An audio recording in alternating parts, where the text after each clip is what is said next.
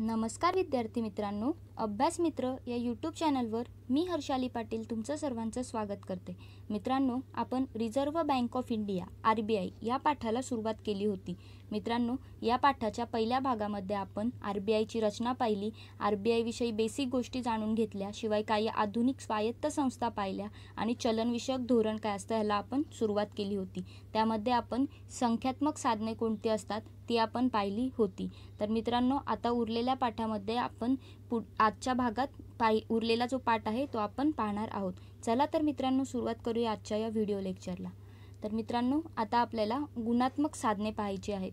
संख्यात्मक साधने आपण पाहिलेली आहेत, आता गुणात्मक साधने आपण पाहूया. संख्यात्मक साधने काय होती, जी पैशाच्या पुरवठ्यावरती काय करतात, परिणाम करत असतात. मग तो प्रत्यक्षपणे असो किंवा अप्रत्यक्षपणे असो, ती साधने आपण पाहिली. आता आपल्याला गुणात्मक साधने पाहायची आहेत, जी क्वालिटेटिव्ह इन्स्ट्रुमेंट्स. तर मित्रांनो बघा, आता क्वालिटेटिव्ह इन्स्ट्रुमेंट्स जी गुणात्मक साधने म्हणजे काय, तर अशी साधने जी पैशाच्या दिशेने नियमन करतात त्यांना काय म्हणतात, गुणात्मक साधने असे म्हणतात. मित्रांनो, आपण पाहिलं होतं की संख्यात्मक साधने जी आहेत ती काय असतात, चलनविषयक धोरणाची परंपरागत पद्धत आहे आणि ही जी गुणात्मक साधने आहेत ती चलनविषयक धोरणाची वेचक पद्धत आहे, सिलेक्टिव्ह मेथड आहे. मित्रांनो, यामध्ये कोणकोणती साधने येतात, तर सीमांत आवश्यकता, वेचक पतनियंत्रण, नैतिक समजावणी, मार्गदर्शक सूचना, थेट कारवाई ही गुणात्मक साधने यामध्ये येतात. म्हणजे यामध्ये काहीतरी ॲक्शन घेतली जाते. आणि ते आपण जी साधने पाहिली होती संख्यात्मक, त्यामध्ये एक संख्यात्मक आपण काहीतरी क्वांटिटी किंवा एक रोख रक्कम ठेवावी लागत होती, अशी त्यामध्ये बँकांशी संबंधित ते कार्य होतं. आणि इथे नैतिक समजावणी किंवा आवश्यकता, थेट कारवाई यांसारख्या गोष्टी केल्या जातात. तर आपण आता ही सर्व साधने डिटेलमध्ये पाहूया. तर मित्रांनो, सर्वात पहिला आहे सीमांत आवश्यकता, MR, मार्जिनल रिक्वायरमेंट्स. तर बघा, बँका कर्ज देत असतात आणि बँका जे कर्ज देतात त्याचं कर्जमूल्य आणि तारण मूल्य यांमध्ये काय असते, अंतर राखले जाते. आणि हे जे अंतर असतं यालाच काय म्हटलं जातं, सीमांत आवश्यकता म्हटलं जातं. म्हणजे बघा, एखादी बँक आहे, तर 20 लाख रुपयांचे घर त्यामध्ये काय ठेवले, तारण ठेवले, आणि ती बँक कर्ज द्यायचे ठरल्यावरती त्या व्यक्तीला काय करते, 20 लाख रुपयांचे कर्ज नाही देत, तर 16 लाख रुपयांचे देते कर्ज. म्हणजे ते 20 लाख रुपयाचे घर आहे पण त्याच्यापेक्षा कमी म्हणजे 80% कर्ज देते. आणि 20 लाख रुपये आणि 16 लाख रुपये यांच्यामध्ये 4 लाख रुपयांचा फरक आहे. आणि हे जे 20% जे अंतर आहे याच्यामधलं 20 लाख आणि 16 लाखांमधील, याला काय म्हटले जाते, सीमांत आवश्यकता असे म्हटले जाते. मित्रांनो, चलनवाढ आटोक्यात आणायची असेल तर RBI काय करत असते, रिझर्व्ह बँक ऑफ इंडिया सीमांत आवश्यकता जी आहे त्याचे प्रमाण वाढवते. म्हणजेच काय, तर तारण मूल्य आणि कर्जमूल्य यांतलं अंतर वाढतं. म्हणजे समजा 20 लाखाचं घर जे 16 लाख त्याची किंमत मिळत होती ते त्याच्यापेक्षा कमी दिली जाते. आणि चलन घट जर असेल तर सीमांत आवश्यकतेचे प्रमाण काय केले जाते, कमी केले जाते. म्हणजेच काय केले जाते, तर 20 लाखाचं घर 16 लाखाऐवजी 18 लाखाला दिले जाते. तर असे बदल RBI त्यांच्या आवश्यकतेनुसार केलेले असतात, म्हणूनच त्याला सीमांत आवश्यकता असे म्हटले जाते. तर मित्रांनो, आता आपल्याला पुढचं बघायचं आहे. पुढचं गुणात्मक साधन कोणतं आहे, वेचक पतनियंत्रण, SCC, सिलेक्टिव्ह क्रेडिट कंट्रोल. मित्रांनो, वेचक पतनियंत्रण जे आहे ते कर्जाचे प्रतिभाजनाचा एक त्यामध्ये प्रकार आहे. कर्जाच्या प्रतिभाजनाचा एक प्रकार आहे. तर कर्जाचे प्रतिभाजन म्हणजे काय असतं, तर बघा, सर्व प्रकारचे जे कर्ज आहेत त्यांना सारखे नियम लावले जात नाहीत, तर वेगवेगळ्या प्रकारच्या कर्जांना कसे वेगवेगळे नियम लावले जाते. आणि यालाच काय म्हटले जाते, कर्जाचे प्रतिभाजन म्हटले जाते. कर्जाचे प्रतिभाजन म्हणजे काय, वेगवेगळ्या प्रकारच्या कर्जांना वेगवेगळे नियम. म्हणजे बघा, जर वाहने जर महाग होत असतील तर वाहनांसाठीचा कर्जाचा व्याजदर काय केला जातो, वाढवला जातो. आणि इतर कर्जांचा व्याजदर जो आहे तो तसाच ठेवला जातो. म्हणजे फक्त वाहने महाग झाली म्हणून इतर वस्तूंवरच्या कर्जाचा व्याजदर देखील वाढवतील असं होत नाही, फक्त तेवढ्याच वस्तूपुरता तो वाढलेला असतो. तर असायला कर्जाचे प्रतिभाजन म्हटले जाते. मित्रांनो, उपभोग्य आणि चैनीच्या वस्तूंसाठी जी कर्जे लागतात ती महाग केलेली असतात. अग्रक्रम जे क्षेत्र आहेत त्यांच्याकडे पैशाचा प्रवाह वळवायचा असेल तर अग्रक्रम क्षेत्राला द्याव्या लागणाऱ्या किमान कर्जाची अट बँकांना घालून दिलेली असते. आपल्याला पुढे अग्रक्रम क्षेत्रे पाहायची आहेत. तर मित्रांनो, हे वेचक पतनियंत्रणामध्ये येतं. पुढचं आपल्याला आहे मार्गदर्शन सूचना, गाईडलाईन्स. तर बघा, मार्गदर्शन सूचनांमध्ये काय दिलेलं आहे, तर पैशाचा जो प्रवाह आहे त्याला दिशा देण्यासाठी किंवा विविध संकेत बाजारात पाठवण्यासाठी रिझर्व्ह बँक काय करत असते, वेगवेगळ्या मार्गदर्शक सूचना जाहीर करत असते. कशासाठी? पैशाच्या प्रवाहाला दिशा द्यायला आणि विविध संकेत म्हणजे कोणते धोके असतील किंवा काय तर ते बाजारात पोचवायला रिझर्व्ह बँक काय करते, मार्गदर्शक सूचना जाहीर करते. म्हणजे बघा, तर बिटकॉइन जे आहे, तर ही जी क्रिप्टोकरन्सी आहे बिटकॉइन, यांसारख्या क्रिप्टोकरन्सीच्या धोके कोणते आहेत त्याबद्दल रिझर्व्ह बँकेने वेळोवेळी सर्वांना मार्गदर्शक सूचना जाहीर केलेल्या आहेत. त्यामुळे आपल्यापर्यंत ते बिटकॉइनच्या धोके पोचलेले आहेत. तर हे बिटकॉइनसारख्या गोष्टी किंवा अनेक इतर जे असतात त्याबद्दल रिझर्व्ह बँक काय करत असते, तर मार्गदर्शक सूचना जाहीर करत असते. म्हणजे धोके निर्माण होऊ नयेत म्हणून किंवा नुकसान होऊ नये म्हणून. आता आपल्याला पुढचं काय पाहायचं आहे, नैतिक समजावणी, MS मोरल सुएजन. तर मित्रांनो, याच्या नैतिक समजावणी आहे. तर बघा, आपल्याला समजावणीवरूनच कळू शकतं की समजावले जाते. म्हणजे बघा, इथे काय केलं जातं, तर बघा, व्यापारी बँका ज्या असतात ते काय असतात, नफा केंद्रित असतात. त्यांचे कार्य काय असतं, नफा मिळवणे असते. आणि मध्यवर्ती बँकेचे कार्य काय असते, तर अर्थव्यवस्थेला योग्य दिशा द्यायची. RBIचं कार्य काय असतं, अर्थव्यवस्थेला योग्य दिशा द्यायची.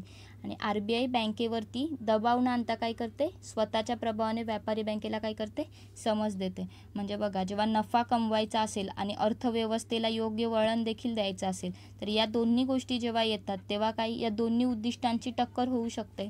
म्हणजे काहीतरी प्रॉब्लेम निर्माण होऊ शकतो. मग अशा वेळी RBI काय करते, एखाद्या व्यापारी बँक असेल तर तिच्यावरती दबाव न टाकता काय करते, RBI स्वतःचा जो प्रभाव असतो, RBIचा इन्फ्लुएन्स असतो, त्या इन्फ्लुएन्सने त्या व्यापारी बँकला समज देत असते. आणि यालाच काय म्हटले जाते, नैतिक समजावणी असे म्हटले जाते.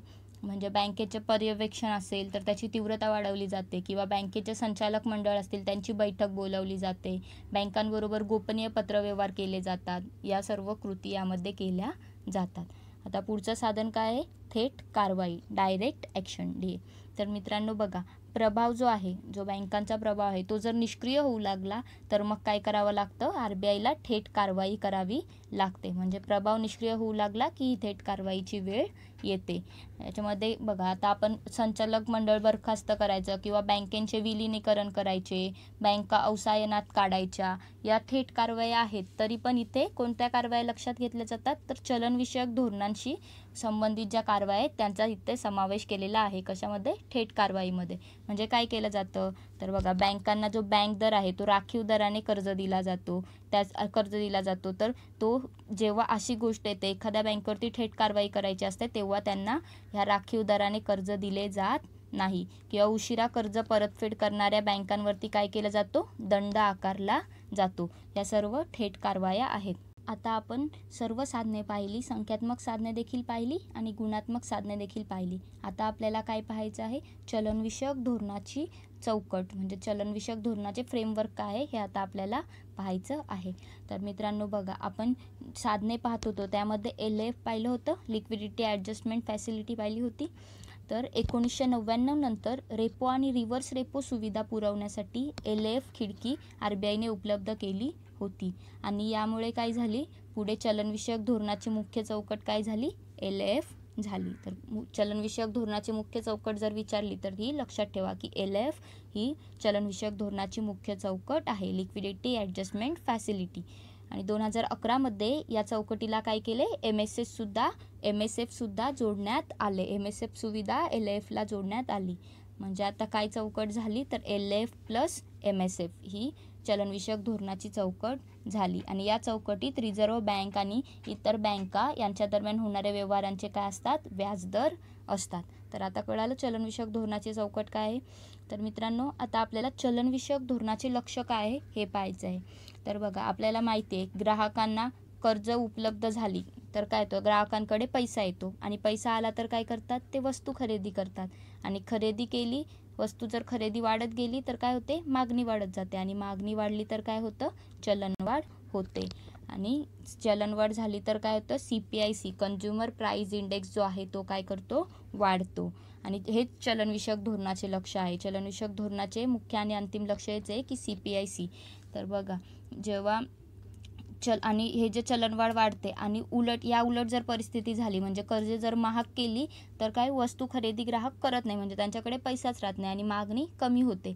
आणि मागणी कमी झाली की काय होते, चलन घट होते. म्हणजे या अशा प्रक्रिया होत राहतात आणि त्यामुळे काय होतो, CPI कमी होतो. मग CPIC हे महत्त्वाचं आणि अंतिम लक्ष कोणाचं, चलनविषयक धोरणाचं CPIC हे लक्ष आहे. तर हे एक लक्षात ठेवा की त्यांचं टार्गेट काय आहे, CPIC वरती फोकस करणे, तो स्टेबल ठेवणे. तर मित्रांनो, आता आपल्याला चलनविषयक धोरणानंतर आपल्याला RBIची, रिझर्व्ह बँक ऑफ इंडियाची कार्ये कोणकोणती आहेत, ही कार्ये आपल्याला पाहायची आहेत. तर बघा, RBIचं पहिलं कार्य काय आहे, चलनविषयक धोरण अंमलबजावणी. तर मित्रांनो, चलनविषयक धोरण जे आहे त्याचे सर्व अधिकार सुरुवातीला रिझर्व्ह बँकेकडे होते, परंतु 14 मे 2016 पासून हा धोरण दर जो आहे तो ठरवण्याचा अधिकार कोणाकडे गेला, मौद्रिक धोरण समितीकडे देण्यात आला. आपण पाहिली ना मौद्रिक धोरण समिती, तर त्याकडे तो अधिकार आला. आणि चलनविषयक धोरणाचा अंमलबजावण्याची जबाबदारी कोणावरती असते, रिझर्व्ह बँक ऑफ इंडियावरती असते. तर मित्रांनो, त्यानंतर काय आहे, चलन प्रचालक, म्हणजे रुपयाची नोट. आपण पाहिलं चलनचा आपण जेव्हा चॅप्टर पैसा आणि चलन जेव्हा पाहिलं, त्यामध्ये आपण पाहिलं की रुपयाची नोट सोडून इतर सर्व ज्या नोटा आहेत ते कोण छापते, तर रिझर्व्ह बँक छापते. आणि सर्व नोटा आणि नाणी यांचे प्रचलन कोण करते, म्हणजे व्यवहारात कोण आणतं, तर रिझर्व्ह बँक आणत असते. तर हे एक आहे, म्हणजे नोटांचा पुरवठा देखील कोणाकडून होतो, पैशाचा पुरवठा आपल्याला रिझर्व्ह बँककडून होत असतो. तर मित्रांनो, तिसरं कार्य काय आहे, सरकारची bank. Obviously reserve bank of India ही मध्यवर्ती बँकेचे कार्य आहे आणि ही भारत सरकारच्या आर्थिक व्यवहारांची जबाबदारी कोणाकडे असते, रिझर्व्ह बँकेकडे असते. त्यांनी स्थापना झाल्यापासूनच त्यांनी ही जबाबदारी उचललेली आहे. ते सरकारचे पैसा, देणी, विनिमय, बँकिंग व्यवहार आणि कर्ज याबाबत विश्वसनीय म्हणून कार्य करत असते. शिवाय रिझर्व्ह बँक ही बँकांची बँक देखील आहे, म्हणजे सर्व बँकांची बँक कोण आहे, रिझर्व्ह बँक आहे. जर बँक एखादी बुडत असेल तर त्या बँकेला वर यायला मदत कोण करते, रिझर्व्ह बँक करत असते. सर्व देशातील ज्या बँका आहेत त्यांना कर्ज देण्याची काम देखील कोण करते, रिझर्व्ह बँक करत असते. आणि त्यांना इतर सेवा, बँकिंग ज्या सेवा आहेत त्या देखील रिझर्व्ह बँक पुरवते. आणि रिझर्व्ह बँकेमध्ये सर्व बँकांची काय असतात, खाती असतात. आणि ही खाती रिझर्व्ह बँकेचा DAD डिपॉझिट अकाउंट्स डिपार्टमेंट हा विभाग चालवत असतो. तर बँका बुडू नये म्हणून रिझर्व्ह बँक काय असते, सतत प्रयत्नशील असते. त्यानंतर पुढचं कार्य काय आहे, देणी व निरसन यंत्रणा. तर मित्रांनो, देशामध्ये सुरक्षित आणि बिनधोक, कार्यक्षम, सुगम आणि अधिकृत देणी जी आहेत ही व्यवस्था निर्माण करण्यासाठी कोण कटिबद्ध आहे, तर रिझर्व्ह बँक आहे. म्हणजे पेमेंट आणि सेटलमेंट सिस्टम, बँकेवरती विश्वास एक देण्यासाठी, निर्माण करण्यासाठी सर्वासाठी कोण प्रयत्नात आहे, तर रिझर्व्ह बँक प्रयत्नशील आहे. त्यानंतर बँकिंग व्यवस्थेची नियंत्रक. बघा, बँका आपल्याला माहिती आहे अर्थव्यवस्थेचा गाभा कोण असतात, बँका असतात. आणि बँक व्यवस्था सुरक्षित राहावी, तसेच अर्थव्यवस्थेला गतिमान करण्यासाठी बँकांचा उपयोग व्हावा किंवा बँकांनी प्रयत्न करावेत. आणि लोकांचा जो बँकिंग व्यवस्थेवरील विश्वास आहे तो अजून वाढावा, या उद्देशाने रिझर्व्ह बँक काय करत असते, या व्यवस्थेचे नियंत्रण करत असते. त्यानंतर रिझर्व्ह बँक परकीय चलनाची व्यवस्थापक देखील आहे. तर बघा, जे परकीय चलन आहे त्याचे व्यवस्थापन रिझर्व्ह बँकेतील परकीय चलन विभाग आहे, जे फॉरेन एक्सचेंज डिपार्टमेंट आहे त्यामार्फत केले जाते. आणि परकीय चलनासंबंधित जे फेमा कायदा आहे त्याच्या अंमलबजावण्याची जबाबदारी देखील रिझर्व्ह बँकेकडे सोपवण्यात आली आहे. आपल्याला फेमा आणि फेरा ॲक्ट नंतर पुढे बघायचं आहे, पुढे येणाऱ्या चॅप्टर्समध्ये आपण ते पाहणार आहोत डिटेलमध्ये. त्यानंतर आर्थिक स्थैर्यासाठी प्रयत्नशील. म्हणजे बघा, 2009 रिझर्व्ह बँकेने काय केले, आर्थिक स्थैर्य प्राप्त करण्यासाठी एक फायनान्शियल स्टेबिलिटी युनिटची स्थापना केली होती. हे युनिट जे आहे ते अर्थव्यवस्थेचे मॅक्रो इकॉनॉमिक घटक जे आहेत, बृहतलक्षी घटक आहेत, यांचा अभ्यास करून रिझर्व्ह बँकेला योग्य मार्गदर्शन करत असते. आणि हे जे युनिट आहे ते दर 6 महिन्यांनी फायनान्शियल स्टेबिलिटी रिपोर्ट FSR जाहीर करते. आणि 2010 असा पहिला रिपोर्ट प्रकाशित करण्यात आला होता. तर हे एक थोडं लक्षात ठेवा की FSR फायनान्शियल स्टेबिलिटी रिपोर्ट जो आहे तो 2010 पहिल्यांदा जाहीर करण्यात आला होता आणि तो दर 6 महिन्यांनी जाहीर केला जातो. हे कोण करतं, फायनान्शियल स्टेबिलिटी युनिट करत असतं. त्यानंतर विकासात्मक कार्य. तर रिझर्व्ह बँकेचं डेव्हलपमेंटल फंक्शन देखील रिझर्व्ह बँक करते. तर कोणतं, रिझर्व्ह बँक काय करते, तिचे दैनंदिन जे आर्थिक कारभार आहेत त्याच्यासोबतच आर्थिक व सामाजिक विकासासाठी काय आहे, प्रयत्नशील आहे. म्हणजे अग्रक्रम क्षेत्र जर आहे तर त्यांना पतपुरवठा करायचा, अर्थव्यवस्थेची पायाभरणी करायची, वित्तीय सेवांचा प्रसार करायचा आणि सर्वांना अर्थसाक्षर करण्याचे प्रयत्न कोण करत असते? RBI करत असते. तर मित्रांनो, ही सर्व कार्ये RBIची आहेत, रिझर्व्ह बँक ऑफ इंडियाची आहेत. ती महत्त्वाची आहेत, तुम्ही लक्षात ठेवा. त्यानंतर आपल्याला काय पाहायचं आहे? अग्रणी बँक योजना, लीड बँक स्कीम. तर लीड बँक ही एक महत्त्वाची बँक आहे, त्याविषयी आपण पाहूया. गाडगीळ अभ्यास गटाच्या शिफारसीनुसार FS नरिमन समितीच्या प्रस्तावित रचनेनुसार 1969 मध्ये रिझर्व्ह बँक ऑफ इंडियाने क्षेत्रीय विकासाच्या दृष्टीने, कोणत्या क्षेत्रीय विकासाच्या दृष्टीने ही योजना सुरू केली? कोणती? अग्रणी बँक योजना सुरू केली. कोणाच्या शिफारसीनुसार? गाडगीळ अभ्यासाच्या गाडगीळ अभ्यास गटाच्या शिफारसीनुसार आणि FS नरिमन समितीच्या प्रस्तावित रचनेनुसार. मित्रांनो, हे लक्षात ठेवा, मी तुम्हाला नेहमी सांगते कोणाची शिफारस होती हे महत्त्वाचं आहे, यावर प्रश्न विचारले जातात. आपल्याला या पाठावरचे प्रश्न पाहायचेच आहेत. तसे हा पाठ संपल्यानंतर पुढचा लेक्चर आपल्याला या पाठावरील प्रश्नांचा असणार आहे. तर ही तेव्हा अग्रणी बँक योजना सुरू केली 1969 मध्ये. त्यानंतर क्षेत्रीय विकासासाठी जिल्हा कार्यक्षेत्र निर्धारित केले. म्हणजे क्षेत्रीय झोनल विकास करायचा असेल तर त्यासाठी त्यांनी जिल्हा मध्यवर्ती घेतला की जिल्हा कार्यक्षेत्र त्यांनी निर्धारित केले.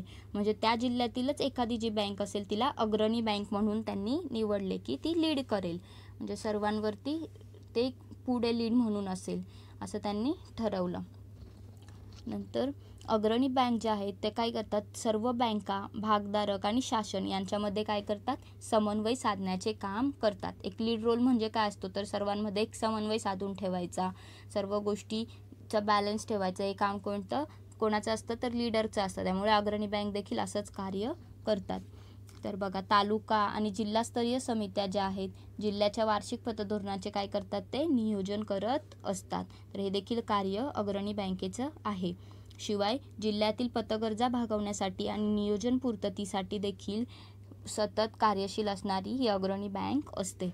तर हे RBI अग्रणी बँकेचे कार्य आहेत. तर मित्रांनो, हे थोडं लक्षात ठेवा. अग्रणी बँक शिवाय जे क्षेत्रीय विकास व्हावा किंवा प्रादेशिक स्तरावरील वित्त पुरवठ्याची गरज भागावी, अग्रक्रम क्षेत्रास पतपुरवठा व्हावा आणि अत्यंत गरीब व्यक्तींना लाभ मिळून त्यांचा आर्थिक विकास व्हावा, या दृष्टीने ही योजना सुरू करण्यात आलेली आहे. तर यांचा उद्देश काय आहे? तर हा उद्देश आहे की विकास व्हावा आणि गरीब व्यक्तींना लाभ मिळावा, आर्थिक विकास व्हावा, हे त्यांचं ओव्हरऑल उद्दिष्ट आहे.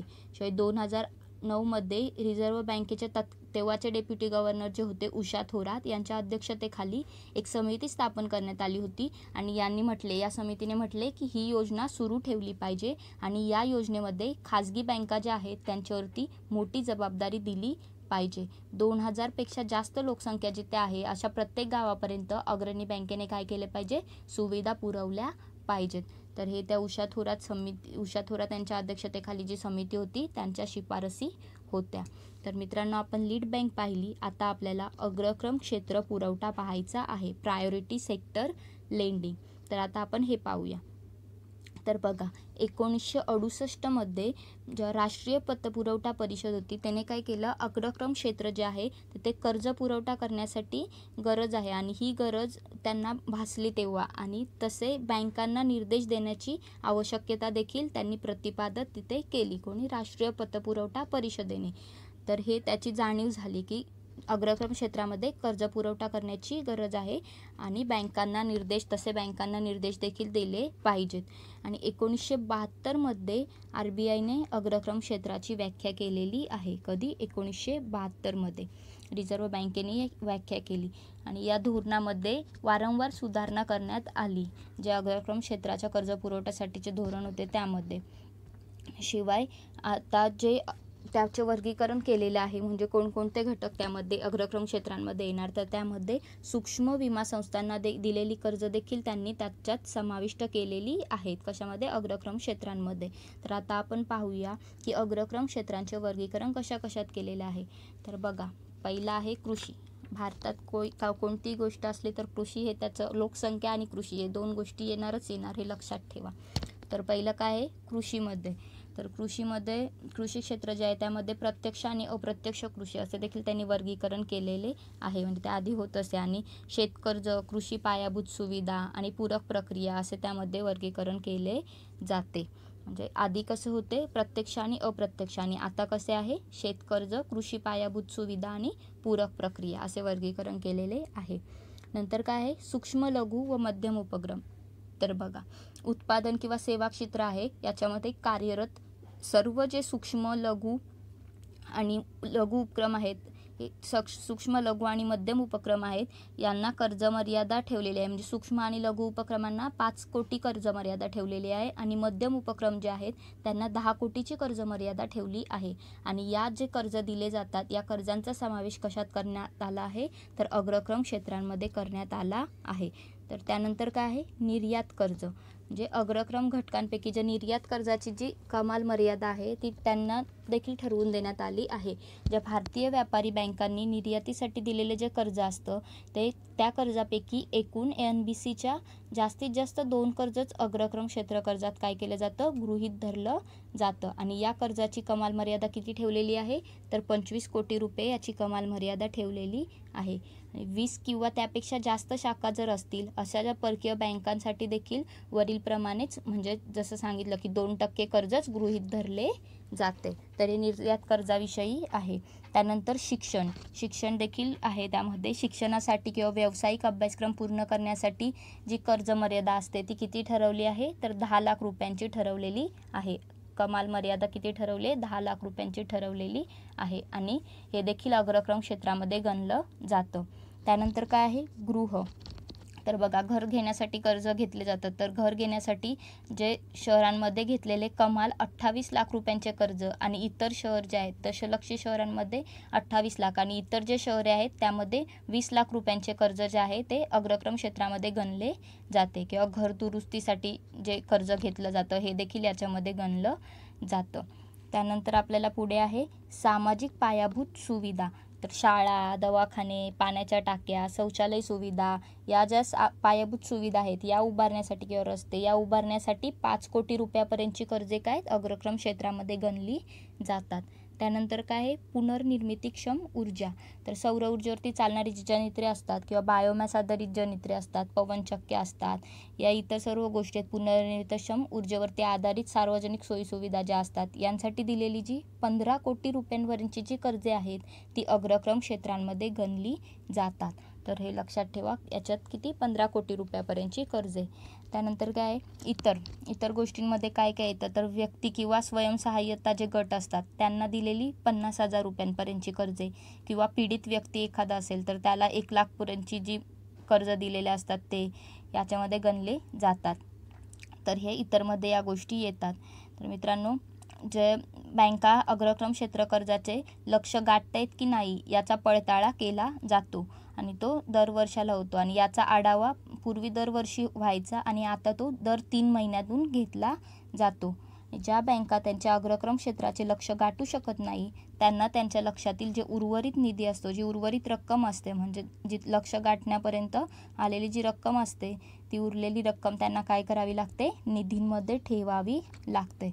म्हणजे नाबार्ड काय करतं, नाबार्ड अंतर्गत जे ग्रामीण पायाभूत विकास निधी आहे ना, असं आपल्याला ती निधींमध्ये म्हणजे जे पूर्ण करू शकत नाहीत लक्ष त्या अग्रक्रम क्षेत्राचे त्यांना हे ठेवावी लागते.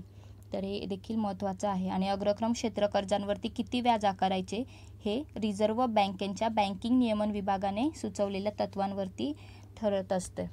तर ते रिझर्व्ह बँक ठरवत असते. शिवाय अग्रक्रम क्षेत्र काय करत असते, कर्ज प्रमाणपत्र देत असते. आणि ही कर्ज प्रमाणपत्र 4 प्रकारचे असतात. कोणते, कृषी प्रमाणपत्र जे कृषी संबंधित कार्यांसाठी, नंतर लघु व सीमांत शेतकरी प्रमाणपत्र, तर हे पण शेतकरी आणि उद्योग वगैरे यांसाठी, नंतर सूक्ष्म उपक्रम प्रमाणपत्र आणि साधारण प्रमाणपत्र, हे 4 प्रकारचे प्रमाणपत्र दिले जातात. हे प्रमाणपत्र फक्त लक्षात ठेवा, 4 नावं लक्षात ठेवा, याचं काही एक्सप्लेनेशन वगैरे त्यावर क्वेश्चन नसतो, फक्त प्रमाणपत्र लक्षात ठेवा. कोणते, कृषी प्रमाणपत्र, लघु व सीमांत शेतकरी प्रमाणपत्र, सूक्ष्म उपक्रम प्रमाणपत्र आणि साधारण प्रमाणपत्र. मित्रांनो, बँक जी आहे ती ही प्रमाणपत्रे काय करते, खरेदी किंवा विक्री करते आणि त्यातून काय करते, अग्रक्रम कर्ज मर्यादा प्राप्त करत असते. हे जे प्रमाणपत्र आहे ते 25 लाख रुपये किंवा त्याच्या पट्टीमध्ये असतात. तर हे या आपण आता अग्रक्रम क्षेत्रांविषयी पाहिलं. तर आता आपल्याला काय पाहायचं आहे, अकार्यकारी संपत्ती, नॉन परफॉर्मिंग असेट्स, NPA. तर आता आपण ते पाहूया. तर बघा, आंतरराष्ट्रीय पद्धतीनुसार आणि नरसिंहन समितीच्या शिफारसीनुसार RBIने, रिझर्व्ह बँक ऑफ इंडियाने बँकांना संपत्तीचे वर्गीकरण करण्यासाठी वेळोवेळी मार्गदर्शक सूचना केल्या आहेत. तर रिझर्व्ह बँक ऑफ इंडिया यानुसार काय करत असते, संपत्तीच्या वर्गीकरणासाठी सूचना जाहीर करत असते. तर मित्रांनो बघा, आपण आधी देखील पाहिलं होतं, बँकांची संपत्ती म्हणजे बँकांनी दिलेली काय असतात, कर्ज असतात आणि आपली संपत्ती काय, आपण जे बँकांमध्ये ठेवी ठेवतो ती. तर ही बँका जे कर्ज देतात ती बँकांची काय असते, संपत्ती असते. आणि जर ती वेळेवर त्यांना कर्ज फेडली जात असतील, म्हणजे त्यांना ती परत वेळेवर मिळत असेल रक्कम, त्यांची संपत्ती, तर मग ती काय झाली, ती कार्यकारी संपत्ती झाली, म्हणजे परफॉर्मिंग ॲसेट्स झाले. परंतु ही जर त्यांना कर्ज परत मिळत नसतील वेळेवर आणि ती थकीत राहत असतील, तर ती काय झाली, अकार्यकारी संपत्ती झाली, नॉन परफॉर्मिंग असेट्स झाले. आणि या अकार्यकारी संपत्तीचे प्रमाण जे आहे ते मोजण्यासाठी रिझर्व्ह बँकने 1 जुलै 2014ला काय एक पद्धत सुचवली. तर ही पद्धत त्यांनी कोणती सुचवली ते आपण बघूया. तर रिझर्व्ह बँक ऑफ इंडियाने काय केले, अकार्यकारी संपत्ती म्हणजे नेमकं काय ते त्यांनी आधी सांगितलं, की बँकेमधील अशी संपत्ती जी बँकेसाठी उत्पन्न मिळवून देऊ शकत नाही, म्हणजे बँकेसाठी ती फायदा करून देऊ शकत नाही, उत्पन्न देखील मिळवून देऊ शकत नाही, तिला काय म्हटले जाते, अकार्यकारी संपत्ती असे म्हटले जाते. त्यामध्ये त्यांनी काय सांगितलं, तर अकार्यकारी संपत्ती म्हणजे असे ॲडव्हान्सेस किंवा अशी कर्जे जी मुदत कर्जे असतात आणि ज्यांचा मुद्दल किंवा व्याजाचा हप्ता हा 90 दिवसांपेक्षा जास्त काळासाठी थकला आहे, म्हणजे 3 महिने त्याचं व्याजच भरलेलं नाही, तर ते काय झाली, अकार्यकारी संपत्ती झाली. किंवा त्यांनी असं सांगितलं की असा ओव्हरड्राफ्ट किंवा असा अधिकर्ष ज्या स्वरूपात किंवा रोख कॅश क्रेडिटच्या स्वरूपात घेतले असतात आणि ते 90 दिवसापर्यंत त्या खात्यात कुठलीही रक्कम जमा झालेली नसते, या स्थितीला काय म्हटले जाते, आउट ऑफ ऑर्डर असे म्हटले जाते. शिवाय त्यांनी काय असं पण सांगितले की विकत घेतलेली किंवा पुनर्वटाव केलेली जी हुंडी असेल एखादी, जी 90 दिवसापर्यंत काय थकीत राहते, किंवा लघु मुदतीची कर्ज असतील, त्यांनी विशिष्ट एक लिमिट सेट केलेली आहे. शिवाय प्रतिभूती जे व्यवहार असतात त्यामध्ये गुंतवलेली जी संपत्ती असेल, तरल संपत्ती, ती 90 दिवसांपर्यंत थकीत राहिली तर, आणि यांना सर्वांना त्यांनी काय म्हटले, अकार्यकारी संपत्ती असे म्हटले आहे. तर त्यांनी अकार्यकारी संपत्तीचे वर्गीकरण 3 श्रेणींमध्ये केलेले आहे. त्या 3 श्रेणी कोणत्या कोणत्या आहेत, तर अनुप्रमाणित, साशंक आणि गमावलेली संपत्ती. तर अनुप्रमाणित सबस्टँडर्डमध्ये काय येतं, तर अशी संपत्ती जी 90 दिवसांपेक्षा जास्त, किती, 90 दिवसांपेक्षा जास्त आणि 12 महिन्यांपेक्षा कमी किंवा 12 महिनेपर्यंत अकार्यकारी राहिलेली आहे, म्हणजे ती त्याचे कर्ज जे व्याज किंवा हप्ते जे आहेत ते थकीत आहेत. की कधीपर्यंत, 90 दिवसांपेक्षा जास्त आणि 12 महिन्यांपेक्षा कमी किंवा 12 महिन्यांपर्यंत, तिला काय म्हटले जाते, अनुप्रमाणित अकार्यकारी संपत्ती म्हटले जाते. त्यानंतर साशंक अकार्यकारी संपत्ती, तर ही कोणती, याच्यामध्ये 1 वर्षापेक्षा जास्त काळापर्यंत अकार्यकारी राहिलेली जी संपत्ती आहे तिला त्यांनी साशंक अकार्यकारी संपत्ती असे म्हटलेले आहे. त्यानंतर पुढे दिले गमावलेली संपत्ती, म्हणजे जी लॉस ऑफ ॲसेट्समध्ये जी पुन्हा परत मिळूच शकत नाही, अशी जी कर्ज असतात ती गमावलेली संपत्ती म्हणून असतात, म्हणजे ती कर्जे बुडीत झाल्याचे RBIचा जो लेखापरीक्षक असतो तो काय करतो, घोषित करतो. तर मित्रांनो, अशीच एक कन्सेप्ट आहे की GNPA. तर बघा, एकूण जे ढोबळ अकार्यकारी संपत्ती आहे त्याचे एकूण कर्जाशी काढलेल्या गुणोत्तर, म्हणजे कशाचे, एकूण ढोबळ अकार्यकारी संपत्तीचे एकूण कर्जाशी काढलेले गुणोत्तर, हे काय असतं, ढोबळ अकार्यकारी संपत्ती गुणोत्तर असतं, किंवा GNPA याला असं म्हणू शकतो. तर कळालं, GNPA, ग्रॉस NPA काय असतं, तर एकूण ढोबळ अकार्यकारी संपत्ती, म्हणजे सगळे अकार्यकारी संपत्ती आणि एकूण कर्ज यांचं जे गुणोत्तर असतं ते ढोबळ अकार्यकारी संपत्ती गुणोत्तर किंवा GNPA आहे असे म्हटले जाते. तर मित्रांनो, आपण NPA पाहिलं. आता आपल्याला भांडवल पर्याप्तता काय असते हे पाहायचं आहे. तर आता आपण पाहूया भांडवल पर्याप्तता म्हणजे काय. तर बघा, जे अतिनुकसान झालं बँकेचं एखाद्या, तर मग काय होते, बँक दिवाळखोर होत असते. हे जे संकट येणार असतं बँकेवरती म्हणजे अतिनुकसानीमुळे दिवाळखोर होण्याचं जे संकट असतं, याला बँका कितपत तोंड देऊ शकतात हे मोजण्यासाठी काय केलं जातं, बँकांची भांडवल पर्याप्तता किती आहे ते मोजलं जातं. जे कॅपिटल ॲडिक्वेसी मोजली जाते. आणि आंतरराष्ट्रीय स्तरावरती ही जी क्षमता आहे, ही कॅपिटल ॲडिक्वेसी आहे, ही मोजण्यासाठी भांडवल पर्याप्तता प्रमाण म्हणजेच कॅपिटल ॲडिक्वेसी रेशिओ मोजले जाते. तर मित्रांनो, बँकांचे एकूण भांडवल आणि बँकांची जोखीमभरित संपत्ती यांचे जे प्रमाण आहे त्याला कॅपिटल ॲडिक्वेसी रेशिओ असे म्हणतात. काय, बँकांमध्ये असलेले एकूण भांडवल आणि बँकांची जोखीमभरित संपत्ती. तर हे सर्व काय, ह्याचं जे गुणोत्तर आहे यांचं प्रमाण आहे त्याला काय म्हटलं जातं, CAR कॅपिटल ॲडिक्वेसी रेशिओ म्हटले जाते. तर हे तुम्हाला कळालं असेल भांडवल पर्याप्तता आता काय आहे. तर मित्र, आता CAR पाहिलं, कॅपिटल ॲडिक्वेसी रेशिओ पाहिला. आता आपण हे जे पर्याप्तता भांडवल किंवा जे बँकांकडे भांडवल असतं त्याचे वर्गीकरण त्यांनी 2 प्रकारात केले आहे, ते आपण पाहूया. कशात, टायर 1 मध्ये आणि टायर 2 मध्ये. तर टायर 1 भांडवल जे आहे त्याच्यामध्ये काय असतं, तर सामायिक भांडवली समभाग असतो. हे प्राथमिक दर्जाचे भांडवल असते आणि यामध्ये घोषित भांडवली साठा असतो किंवा हे भांडवल जे आहे ते एखाद्या बँकेचे प्राथमिक भांडवल असते आणि त्याला काय म्हटले जाते, कोअर कॅपिटल, गाभा भांडवल असेही म्हटले जाते. शिवाय टायर 2 जे भांडवल आहे त्या भांडवलामध्ये बँकांचा अव्यक्त भांडवली साठा असतो, जो अनडिस्क्लोज रिझर्व्स असतात आणि पुनर्मूल्यांकित भांडवली साठा असतो. शिवाय जे कर्ज वसुलीतून जे मिळकती मिळतात त्या त्यामध्ये गणल्या जातात. टायर 2 भांडवल जे आहे ते दुय्यम प्रतीचे आहे आणि त्याला पूरक भांडवल असे देखील म्हटले जाते. तर हे टायर 1 आणि टायर 2 भांडवल आहेत. तर मित्रांनो, टायर 1 भांडवल जे आहे त्याचे, टायर 1 भांडवलाचे जोखीमभरित संपत्तीशी असलेले जे प्रमाण आहे ते काढल्यावरती टायर 1 भांडवल पर्याप्तता आपल्याला कळते. म्हणजे टायर 1 भांडवल जे आहे त्याचे जोखीमभरित जे संपत्ती आहे त्याच्याशी प्रमाण काढले तर टायर 1ची भांडवल पर्याप्तता किती आहे हे आपल्याला मिळतं. तसेच टायर 2 भांडवलाचे देखील जोखीमभरित संपत्तीचे प्रमाण काढले तर त्यातून देखील आपल्याला टायर 2 भांडवल पर्याप्तता कळत असते. तर हे टायर 1 आणि टायर 2 भांडवल झाले.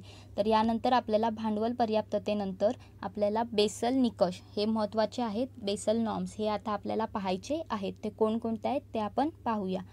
तर मित्रांनो, स्वित्झर्लंडमध्ये बेसल या शहरामध्ये BIS ही बँक स्थित आहे, bank for international settlements. He bank कुठे आहे, स्वित्झर्लंडमध्ये बेसल शहरात आहे, म्हणूनच त्याला बेसल निकष म्हटले जाते. तर 17 मे 1930ला स्थापन झालेली ही बँक, म्हणजे कधी BIS बँकेची स्थापना कधी झाली, 17 मे 1930ला. आणि ही बँक जगातील सर्व म्हणजे प्रमुख ज्या मध्यवर्ती बँका आहेत त्यांची काय आहे, आंतरराष्ट्रीय संघटना आहे. म्हणजे जशी आपली RBI आहे, जशी मध्यवर्ती बँक भारताची RBI आहे, तसे इतर देशांचे ज्या मध्यवर्ती बँका आहेत त्यांच्यासाठी, त्या सर्व बँकांसाठी BIS ही एक आंतरराष्ट्रीय संघटना आहे. BIS बँक जी आहे त्यामध्ये BCBS समिती आहे.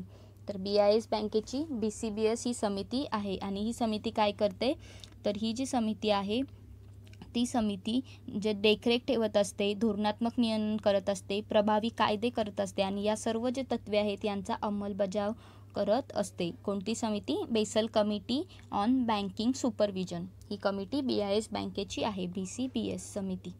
तर ही अंमलबजावणी करते आणि ह्या समितीचे नेतृत्व कोण करतं, तर G20 देशाचे जे सदस्य आहेत ते या समितीचे नेतृत्व करतात.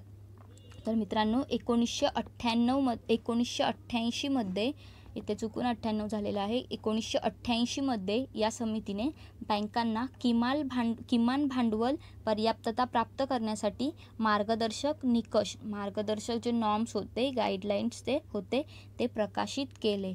आणि यांनाच काय म्हटले गेले, या निकषांनाच बेसल 1 निकष असे म्हटले गेले. आणि याच पद्धतीने पुढे 2004 आणि 2010 निकष जाहीर करण्यात आले आणि त्यांना अनुक्रमे बेसल 2 निकष आणि बेसल 3 निकष असे म्हणण्यात आले.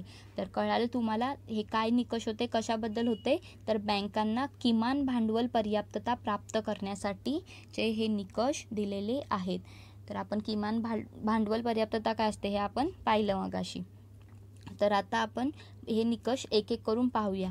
तर पहिला काय आहे, बेसल 1 निकष. तर मित्रांनो, बेसल 1 निकष जे आहे ते 1988 आले. तर हे बेसल 1 निकष घोषित करताना या समितीमध्ये BCBSच्या समितीमध्ये G10 देशांचे सदस्य होते.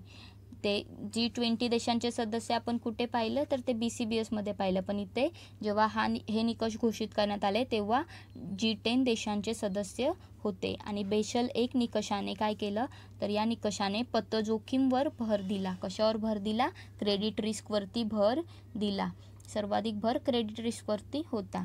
आणि शिवाय यांचं ज्या आंतरराष्ट्रीय पातळी आहे त्याच्यावर अस्तित्व टिकवायचे असल्यास बँकांसाठी 8% CRAR गाठण्याचे लक्ष ठरवण्यात आले. तर कॅपिटल ॲडिक्वेसी रेशो जो असतो तो किंवा क्रेडिट रिस्क जे असते त्याचा रेशो असतो ते त्याचं लक्ष किती, 8% ठरवण्यात आले. तर हे ते आहे बेसल 1 निकषामध्ये. आणि जागतिक स्तरावरती बँकिंग यंत्रणेसाठी समान मानक तयार करणे हे बेसल 1चे प्राथमिक उद्दिष्ट होते. तर बेसल 1चे प्राथमिक उद्दिष्ट कोणते होते, जागतिक स्तरावर बँकिंग यंत्रणेसाठी समान मानक तयार करणे. परंतु या निकषामध्ये काही त्रुटी होत्या, जसे की लेखे पद्धती म्हणजे अकाउंटिंग प्रॅक्टिस आणि विविध देशांमध्ये ते वेगवेगळ्या होत्या. लेखे पद्धती वेगवेगळ्या देशांमध्ये वेगवेगळ्या होत्या. आणि या निकषांमध्ये पतजोखीमच विचारात घेतली जात होती. म्हणजे बाजार जोखीम, तरलता जोखीम, क्रियात्मक जोखीम या काय होत्या, दुर्लक्षित होत्या. तर हे आपण बेसल 1 निकषाविषयी पाहिलं. आता आपण बेसल 2 निकष पाहूया. तर बेसल 2 निकषामध्ये काय आहे, तर हे जून 2004 आले, हे घोषित झाले. आणि या घोषणेमध्ये बेसल 2 निकषाचे त्यांनी 3 आधारस्तंभ सांगितले. तर ते 3 आधारस्तंभ कोणते कोणते, तर पहिलं काय आहे, किमान भांडवल पर्याप्तता. तर या किमान भांडवल पर्याप्ततेमध्ये त्यांनी व्याख्या दिलेली की त्यांनी बँकांना टायर 1 CRAR जे आहे, क्रेडिट रिस्क ॲडिक्वेसी रेशो जो आहे त्याचे 4% लक्ष ठरवण्यात आले. याच्यामध्ये कशात, किमान भांडवल पर्याप्ततेमध्ये. त्यानंतर त्यांनी पर्यवेक्षण समीक्षा हा देखील एक आधारस्तंभ सांगितला. यामध्ये त्यांनी बँकांची जी भांडवल पर्याप्तता आहे आणि अंतर्गत मूल्यांकन भरोसा होण्यासाठी काय केलं, बाह्य परीक्षणाला त्यांनी महत्त्व दिलं. आणि या पर्यवेक्षणाद्वारे जोखमीचे जे व्यवस्थापन आहे आणि भांडवलाचे नियोजन आहे ते करणे काय ठरले, आवश्यक ठरले. तसेच त्यांनी पुढचा आधारस्तंभ बाजार शिस्त हा दिला आहे. म्हणजेच काय, मार्केट डिसिप्लिन. तर वित्तीय बाजार आहे त्यातील शिस्तीला बळकट करण्यासाठी आणि बँकिंग व्यवसाय पारदर्शक ठेवण्यासाठी बँकिंग विषयक जी आकडेवारी आहे ती घोषित करणे आवश्यक बनले. तर हे 3 आधारस्तंभ या बेसल 2 निकषाचे आहेत. आता असं समजलं जातं की जे बेसल 2 निकष आहेत त्यामध्ये काही त्रुटी राहिल्या आहेत आणि या निकषांची अंमलबजावणी प्रभावीपणे झालेली नाही.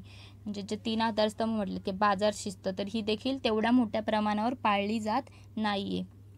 तसेच पुढे आपल्याला पाहायचं आहे बेसल 3 निकष. बेसल 3 निकष जे आहे तर ते आता आपण पाहूया. तर मित्रांनो, बेसल 2 निकषामध्ये ज्या 3 आधारस्तंभ मांडले, या 3 आधारस्तंभामध्ये त्रुटी राहिले हे आपण पाहिलं. तर यात काय होत्या, अधिक बळकट नव्हत्या. तर बेसल 3 निकषामध्ये काय केलं, या 3 आधारस्तंभांनाच काय केलं, अधिक बळकटी देण्यात आली. यामध्ये त्यांनी या 3 आधारस्तंभांच्या माध्यमातून म्हणजे बेसल 2चे जे 3 आधारस्तंभ होते कोणते, किमान भांडवल पर्याप्तता, पर्यवेक्षण समीक्षा आणि बाजार शिस्त या तिन्ही आधारस्तंभाच्या माध्यमातून काय केलं, बेसल 3 निकषाने पतजोखीम जी आहे किंवा बाजार जोखीम आहे आणि क्रियात्मक जोखीम आहे ही विचारात घेतली. आणि बेसल 3 निकष जे आहे या निकषांनी याच्या व्यतिरिक्त देखील आणखी 2 जोखीम विचारात घेतल्या. कोणत्या, तरलता जोखीम आणि तरफ गुणोत्तर. हे देखील त्यांनी म्हणजे तरफ गुणोत्तर विचारात घेणारी प्रतिमान जोखीम मॉडेल रिस्क आणि लिक्विडिटी रिस्क या 2 आणखी त्यांनी विचारात घेतल्या आणि यामुळे काय झालं, बेसल निकष जे आहे ते आता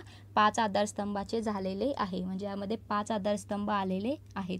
जे बेसल 3 निकष आहेत ते 2013 पासून लागू केलेले आहे आणि त्याची कालमर्यादा 2015 ही ठरवण्यात आलेली आहे.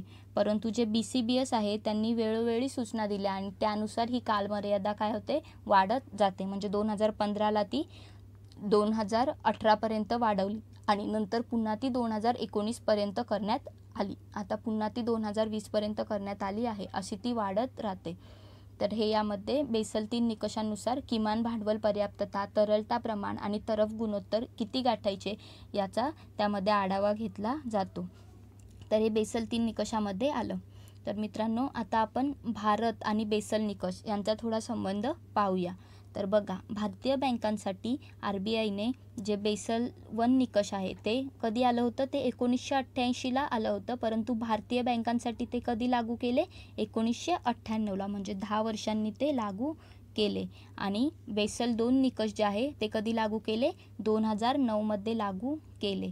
आणि बेसल 3 निकष जे आहे ते 2013 पासून टप्प्याटप्प्याने लागू करण्यात येत आहे. म्हणजे हळूहळू सर्व बँकांमध्ये ते जे निकष आहेत ते लागू करण्यात येत आहेत. आधी त्याची कालमर्यादा 2018 ठरवली होती, परंतु BCBSने ती कालमर्यादा पुढे ढकलली आणि रिझर्व्ह बँकेने देखील भारतातील बँकांसाठी 2019 ती अंतिम कालमर्यादा निश्चित केलेली होती. तर त्यामुळे ते टप्प्याटप्प्याने लागू तोपर्यंत झालं. तर भारतीय बँकांना बेसल 3 निकष जे आहेत ते लागू करण्यासाठी रिकॅपिटलायझेशन म्हणजे पुनर्भांडवलीकरण हा एक पर्याय उरला आहे. कारण बेसल 3 निकष लागू करण्यासाठी पुनर्भांडवलीकरण करणे गरजेचे आहे. शिवाय जे दुहेरी ताळेबंदीचा प्रश्न आहे किंवा NPA वाढत आहे आणि CRAR घटत आहे, त्या दिशेने विविध बँकेतील सुधारणा, पुनर्भांडवलीकरण आणि इंद्रधनुष्यसारख्या ज्या योजना आहेत या सर्व महत्त्वाच्या आहेत आणि या आपल्याला पुढे डिटेलमध्ये पाहायच्या आहेत. तर मित्रांनो, हे भारत आणि बेसल निकष झाले. आता आपल्याला पंजाब नॅशनल बँक घोटाळा PNB घोटाळा हा जाणून घ्यायचा आहे. यावर प्रश्न विचारले जातील की नाही हे सांगण्यासारखं म्हणजे हे महत्त्वाचं असा यासाठी आहे की आपल्याला बेसिक गोष्टी कळतील, काही गोष्टी कळतील की घोटाळे कसे होतात आणि हा घोटाळा चर्चेतला आहे. त्यामुळे यावर मेन्सला UPSC सारख्या गोष्टीत मेन्सला यावर प्रश्न येऊ शकतो या स्पर्धा परीक्षांमध्ये. आणि हा थोडा महत्त्वाचा घोटाळा आहे आणि तुम्हाला एक जनरल नॉलेज म्हणून पण हे माहिती असणे गरजेचं आहे. त्यामुळे आपण पाहूया. तर PNB घोटाळा आता आपण काय झाला, नेमका कसा झाला ते आपण पाहू. तर यासाठी सुरुवातीला त्याविषयी काही बेसिक गोष्टी आहेत किंवा काय काही समाविष्ट होत्या, कोणाकोणाचा संबंध होता ते आपण आधी पाहूया. तर हा घोटाळा समजण्यासाठी आपण आधी बघूया की नीरव मोदी जे आहेत त्यांच्या 3 कंपन्या या घोटाळ्यामध्ये समाविष्ट आहेत. नीरव मोदींची मुंबईमध्ये दागिन्यांची कंपनी आहे आणि त्याला हिऱ्यांचा पुरवठा करणारी हाँगकाँगमधील कंपनी आहे. असं आपण समजू की नीरव मोदींच्या दागिन्यांच्या कंपनीला हिऱ्यांचा पुरवठा कोण करतो, हाँगकाँगमधील एक कंपनी करते. तर यामध्ये नीरव मोदींच्या आणखी 3 कंपन्या होत्या. तर कोणत्या कोणत्या, diamond R US, solar experts, stellar diamond. तर या 3 कंपन्या नीरव मोदींच्या या घोटाळ्यामध्ये समाविष्ट आहेत. आणि मेहुल चोक्सी जे आहेत त्यांची गीतांजली ग्रुप आणि या गीतांजली ग्रुपच्याच 2 उपकंपन्या गिल आणि नक्षत्र ह्या देखील. हे मेहुल चोक्सी कोण आहेत, यांचे नीरव मोदींचे काका आहेत. तर यांच्यात ह्या 2 उपकंपन्या आणि गीतांजली ग्रुप ह्या कंपन्या देखील कशामध्ये समाविष्ट होत्या, या घोटाळ्यामध्ये समावेश होता. शिवाय या कंपन्यांमध्ये 4 भागीदार आहेत. म्हणजे नीरव मोदींसोबतच आणखी 3 भागीदार या घोटाळ्यामध्ये आहेत. म्हणजे जो पैसा त्यांनी हे केला, लुटून नेला असं आपण म्हणतो, तर त्या पैशामध्ये आणखी 3 भागीदार कोण आहेत, तर नीरव मोदी एक आहेतच आणि त्यांची पत्नी अमी मोदी, त्यांचा भाऊ निशाल मोदी आणि त्यांचा काका मेहुल चोक्सी हे त्यामध्ये भागीदार आहेत. तर मित्रांनो, समजा आता आपण हाँगकाँग ही कंपनी, त्यांना हाँगकाँगची कंपनी काय करते, त्यांना हिऱ्याचा पुरवठा करते असं आपण गृहीत धरलेलं आहे. तर हे एक्झाम्पल म्हणून धरलेलं, तर ते तुम्ही आता पुढे लक्षात ठेवा.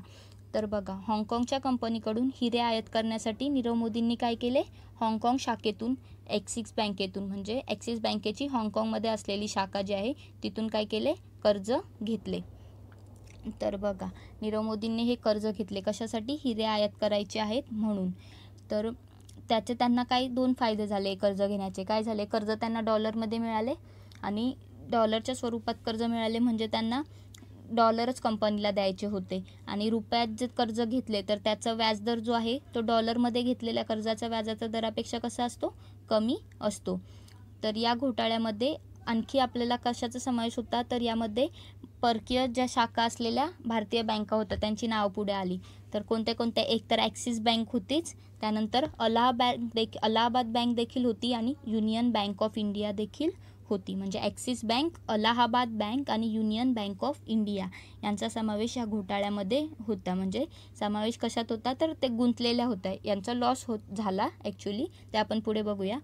तर बघा, समजा नीरव मोदींनी काय केलं, ॲक्सिस बँकेची हाँगकाँग शाखा आहे जी, तिच्याकडे काय केलं, 10,000 रुपये कोटी कर्ज मिळवण्यासाठी अर्ज केला. कुठे, ॲक्सिस बँकेच्या हाँगकाँग शाखेकडे. आणि या कर्जासाठी नीरव मोदींना काय गरज होती, काहीतरी तारण ठेवावे लागणार होते, कारण एवढे मोठे कर्ज सहज मिळत नाही, त्यासाठी काहीतरी तारण ठेवावे लागते.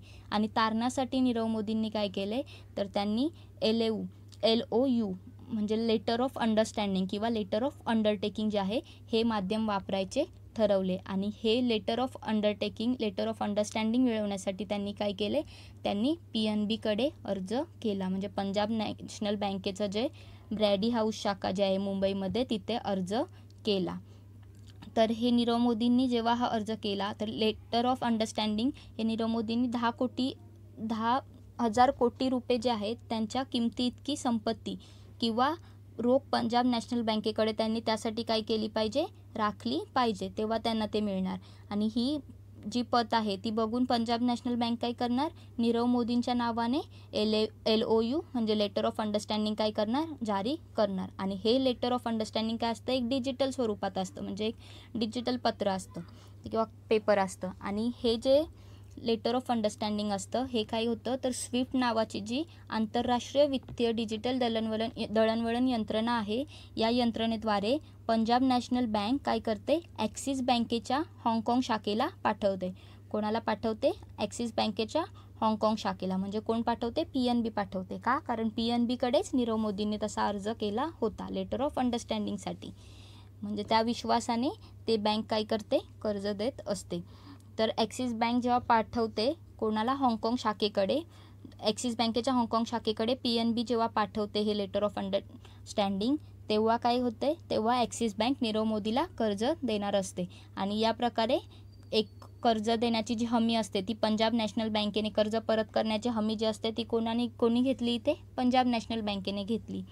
म्हणजे त्यांनी ते लेटर ऑफ अंडरस्टँडिंग दिलं ना, त्यांच्या पंजाब नॅशनल बँकेच्या नावे होतं, त्यामुळे ती हमी कोणी घेतली, पंजाब नॅशनल बँकेने घेतली. म्हणजे काहीही प्रॉब्लेम झाला तर तो कर्जाचा जे पैसे परत कोणाला करावे लागणार, पंजाब नॅशनल बँकेला करावे लागणार.